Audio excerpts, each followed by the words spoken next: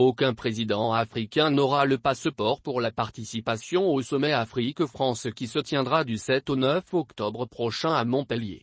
Et cela, sous la coupe du philosophe Achille Mbembe.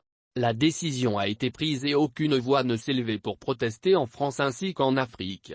Organisé par le ministère de l'Europe et des Affaires étrangères, ce sommet est différent des autres. Aucun président africain ne sera convié à ce rendez-vous qui est tourné vers les acteurs du changement.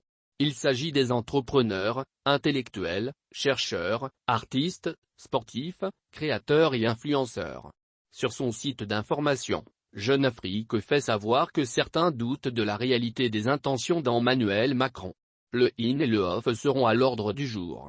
Selon Jeune Afrique, lors de ce contre-sommet, les participants du in plancheront sur l'entrepreneuriat, l'enseignement supérieur, l'innovation et ceux du off évoqueront les dérives de l'aide française au développement, le franc CFA, la domination économique, la présence française sur le continent africain.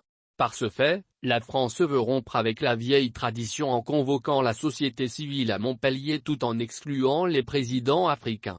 Est-ce parce que les relations entre Paris et certains pays connaissent un refroidissement où Macron cherche toujours à assouvir sa soif inextinguible du paternalisme sur les présidents africains?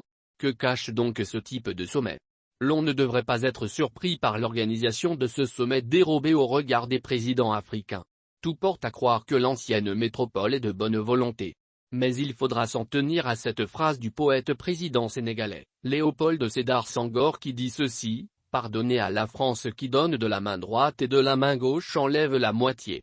Les intérêts primeraient sur les actions de développement du vieux continent, selon beaucoup d'observateurs des relations entre la France et l'Afrique.